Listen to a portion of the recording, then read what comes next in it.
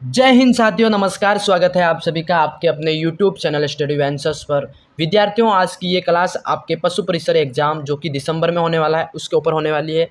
ये class second होने वाली है। फर्स्ट क्लास मैंने ऑलरेडी अपलोड कर चुका हूँ। जो पशु परिसर प्लेलिस्ट है यूट्यूब की, उस पर जाके देखना आप।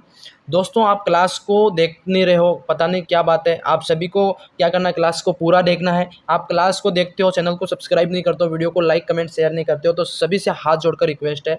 दोस्तों, बड़ी मेहनत लगती है ये काम करने में। आप सभी प्लीज़ अपना प्यार ज़रूर दिखाना, इस वीडियो को पूरा देखना और इससे कुछ सीखने को मिले तो कमेंट सेक्शन में ज़रूर बताना, ताकि मैं आपके लिए और नए नए वीडियोस बना सकूं। ठीक है, आज का पहला क्वेश्चन है दोस्तों, पूछा गया, देखो, कॉर्पेट ऊन किससे तैयार की जाती है। जी विद्यार्थियों, कॉर्पेट ऊन किससे तैयार की जाती है वो बताना है। कॉर्पेट ऊन किससे तैयार की जाती है। आपका ऑप्शन ए है नीलोरा, बी मारवाड़ी, सी आपका जैसलमेरी और डी आपका सोखला। तो ये किससे तैयार की जाती है वो बताना जी विद्यार्थियों। तो क्या आपका सही हो जाएगा, कॉर्पेट ऊन आपका किससे तैयार किया जाता है, तो ये आपका ऑप्शन नंबर डी सही हो जाएगा, सोखला। जी विद्यार्थियों, ऑप्शन नंबर डी सही हो जाएगा। ठीक है, इसी तरह आपको क्वेश्चन 2 पूछा गया विद्यार्थियों, 2 बताना है। मेरिनो नस्ल, देखो मेरिनो नस्ल का मूल स्थान कहाँ है। मेरिनो नस्ल का जो मूल स्थान है विद्यार्थियों कहाँ है वो बताना है। तो आपका ऑप्शन नंबर ए सही हो जाएगा, स्पेनी।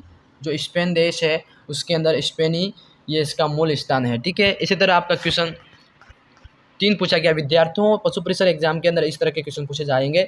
तो अपन क्या, मोस्ट इंपॉर्टेंट क्लास है, प्रश्न है, उनको अपन एक एक वीडियो के माध्यम से, एक क्लास के माध्यम से कंप्लीट करेंगे। तो चैनल को सब्सक्राइब जरूर करना। टेलीग्राम चैनल को जुड़ना चाहते हो तो उस पर जुड़े, ताकि वहाँ पे आपको नोट्स मिल जाएंगे पशु परिसर, पटवार और सीटी संबंधित अन्य एग्जाम्स के भी। ठीक है, तो आपको वहाँ से नोट्स मिल जाएंगे। टेलीग्राम चैनल को जरूर जुड़ना। ठीक है, डिस्क्रिप्शन में लिंक दे रखी है मैंने। क्वेश्चन 3 पूछा गया विद्यार्थियों, काफ़ी महत्वपूर्ण प्रश्न है।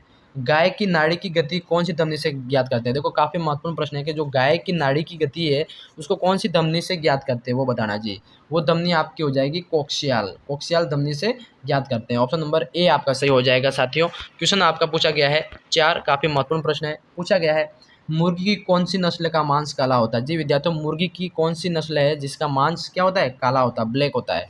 तो वो आपका हो जाएगा कड़कनाथ। जो मुर्गी की वो नस्ल जो कड़कनाथ मुर्गी है, जिसकी नस्ल मांस का मांस काला होता है। ठीक है, ये आपको याद रखना। ऐसी मुर्गी जिसका मांस काला होता है तो वो कड़कनाथ सही हो जाएगा। ठीक है, क्वेश्चन आपका 5 पूछा गया विद्यार्थियों, काफ़ी महत्वपूर्ण प्रश्न है। पूछा गया है, देखो, मुर्गियों के टखनों पर प्राय काले धब्बे कौन सी नस्ल में होते हैं। जी विद्यार्थियों, बताना है कि जो मुर्गियों के जो टखने होते हैं, उनके जो पैर का नीचे का हिस्सा, जिसमें जो काले धब्बे होते हैं, वो कौन सी नस्ल में होते हैं। वो ऐसी नस्ल कौन सी जिसके अंदर ब्लैक धब्बे पाए जाते हैं, तो वो आपका हो जाएगा प्ले माउथ रॉक। ठीक है, ऑप्शन नंबर बी सही हो जाएगा, play mouth rock. Option number B सही हो जाएगा। इस नस्ल की जो मुर्गियाँ होती है जिसके टखनों पर प्राय काले धब्बे पाए जाते हैं। ठीक है, क्वेश्चन आपका पूछा गया विद्यार्थियों से, क्वेश्चन से पूछा गया है, इसको ध्यान से पढ़ना। व्हाइट लैंगहॉर्न ये मुर्गी की नस्ल है, का वार्षिक अंडा उत्पादन कितना होता है। जी विद्यार्थियों, बताना है, जो व्हाइट लैंगहॉर्न मुर्गी है इसका वार्षिक अंडा उत्पादन कितना होता है। तो वार्षिक के हिसाब से देखा जाए तो 240 से 300 तक ये अंडे उत्पादित कर सकती है। ठीक है, 240 से 300 अंडे ये एक वर्ष के अंदर उत्पादित करती है। ठीक है, ये आपको याद रखना है, एग्जाम के अंदर पूछा जाए तो आपको करेक्ट करके आना है। क्वेश्चन आपका 7 पूछा गया है, मादा ऊँट कितनी वर्ष आयु में गर्भ धारण करने योग्य हो जाती है। जो मादा ऊँट है कितनी वर्ष की आयु में, मतलब जो गर्भ धारण के योग्य बन जाती है, तो वो आपका हो जाएगा 3 वर्ष। 3 साल की होते ही वो गर्भ धारण करने के योग्य हो जाती है। तो ऑप्शन नंबर आपका बी सही हो जाएगा साथियों। ठीक है, क्वेश्चन आपका 8 पूछा गया है विद्यार्थियों, ऊँट की कौन सी नस्ल है, जो ऊँट की कौन सी नस्ल है दूध उत्पादन के लिए प्रसिद्ध है। जी बताना है कि जो ऊँट की ऐसी कौन सी नस्ल है जो दुग्ध उत्पादन के लिए प्रसिद्ध है, तो वो आपकी हो जाएगी बीकानेरी नस्ल है। बीकानेर के अंदर जो ऊँट पाए जाते हैं, बीकानेरी नस्ल ऊँट होते हैं जो दुग्ध उत्पादन की दृष्टि से प्रसिद्ध होते हैं। ठीक है, ये आपको याद रखना है। क्वेश्चन आपका 9 पूछा गया विद्यार्थियों, काफ़ी महत्वपूर्ण प्रश्न है कि मुंह के नीचे होंठ गिरा हुआ किस नस्ल की खास पहचान है। देखो, ऐसा जानवर जिसके मुंह के नीचे जो होंठ है वो गिरा हुआ है, वो कौन सी नस्ल की खास पहचान है, तो वो आपकी मेवाड़ी। ठीक है, ये ऑप्शन नंबर आपका सही हो जाएगा, मेवाड़ी नस्ल। ठीक है, इसी तरह क्वेश्चन आपका 10 पूछा गया है विद्यार्थियों, ध्यान से पढ़ना। क्वेश्चन 10 है, राजस्थान के केंद्रीय भेड़ प्रजनन केंद्र कहाँ स्थित है। देखो, राजस्थान में जो केंद्रीय भेड़ प्रजनन केंद्र है ये कहाँ स्थित है। जी विद्यार्थियों, ये बताना, ये आपका हो जाएगा अविका नगर में, अविका नगर में हो जाएगा। तो दोस्तों, आप सभी से रिक्वेस्ट है कि अविका नगर कहाँ है, आप सभी एक बार कमेंट सेक्शन में ज़रूर बताना। अगर आप पशु परिसर की तैयारी दिलो जान से कर रहे हो तो आपको ये ज़रूर पता होगा, कमेंट सेक्शन में बताना जरूर, ठीक है। क्वेश्चन आपका 11 पूछा गया विद्यार्थियों, काफ़ी महत्वपूर्ण प्रश्न है। 11 पूछा गया है कि नागौर जिले की किस गांव की बकरियां समस्त देश में प्रसिद्ध है। देखो नागौर गांव की जो बकरियां समस्त देश में प्रसिद्ध है तो वो कौन सी हो जाएगी, तो वो हो जाएगा आपका बगरूपन की जो नस्ल की बकरियां हैं, बगरूपन, जो कि ये बकरियां हैं नागौर जिले के जो समस्त देश में प्रसिद्ध है, ठीक है। ये याद रखना आपको। क्वेश्चन आपका 12 पूछा गया विद्यार्थियों, काफ़ी महत्वपूर्ण प्रश्न है। 12 पूछा गया है, देखो पूछा गया है कि जो भारत में गाय की कौन सी नस्ल है जो प्रथम कृत्रिम गर्भधारण प्रयोग किया गया था। गाय की ऐसी नस्ल है जिसके ऊपर प्रथम कृत्रिम गर्भधारण प्रयोग किया गया था, तो वो आपका हो जाएगा हल्लीकर। हल्लीकर नस्ल की जो गाय थी जिसके ऊपर प्रथम कृत्रिम गर्भधारण प्रयोग किया गया था, ठीक है। तो ऑप्शन नंबर ए आपका सही हो जाएगा साथियों। और क्वेश्चन आपका 13 पूछा गया विद्यार्थियों, 13 आपका है, देखो ऊँट की सर्रा बीमारी किसके कारण होती है। जो ऊँट की सर्रा बीमारी किसके कारण होती है वो बताना है।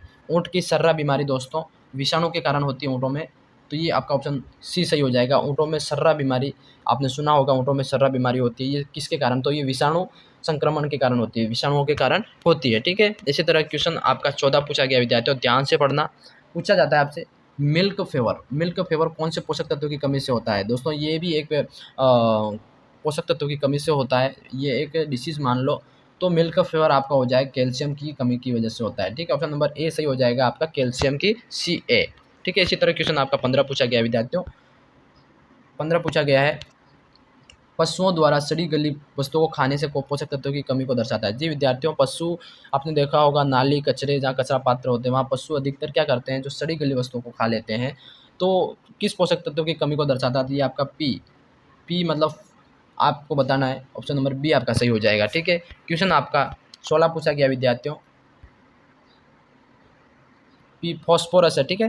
इसी तरह आपका क्वेश्चन 16 है चेचक किसकी खतरनाक बीमारी, देखो वो बताना है चेचक किसकी खतरनाक बीमारी है। जी विद्यार्थियों, ये पक्षियों में होती है, ठीक है, पक्षियों में होती है, मुर्गियों में होती है, तो ये पक्षी वाली जितनी नस्लें सारे में अंदर होती है, ठीक है, याद रखना भाई। क्वेश्चन 17 पूछा गया विद्यार्थियों, काफ़ी महत्वपूर्ण, मजा आ गया। दो पूछा गया है, देखो सांप के काटने पर कौन सी औषधि काम में लेते हैं। जी विद्यार्थियों, सांप काटता है, जब सांप डस लेता है आपको तो कौन सी औषधि काम में लेते हैं, ठीक है, तो वो आपका हो जाएगा कार्बोक्सिलिक एसिड। कार्बोक्सिलिक एसिड की जो औषधि है जिसको काम में लेते हैं, ठीक है। ऑप्शन डी आपका सही हो जाएगा साथियों। क्वेश्चन आपका 18 पूछा गया है, काफ़ी महत्वपूर्ण प्रश्न है, पूछा गया है, ध्यान से पढ़ना एक बार।